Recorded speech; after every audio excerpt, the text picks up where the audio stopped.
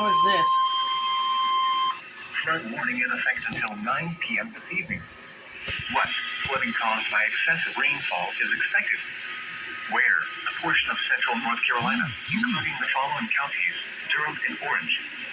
When? Until 9 p.m. Impacts: flooding of rivers, creeks, streams, and other low-lying and flood-prone locations is imminent or occurring. Additional details: at 5:56 p.m., Doppler radar indicated widespread rain. Flooding is ongoing or expected to begin shortly in the warned area. Between 2 and 4 inches of rain have fallen. Additional rainfall amounts up to 1 inch are possible in the warned area. Some locations that will experience flooding include Durham, Chapel Hill, Carrboro, Parkwood, Bethesda, Anno River State Park, Gorman, Jordan Lake, and Falls Lake. http://www.weather.gov/safety/flood turnaround. Don't drown when encountering flooded roads. Most flood deaths occur in vehicles.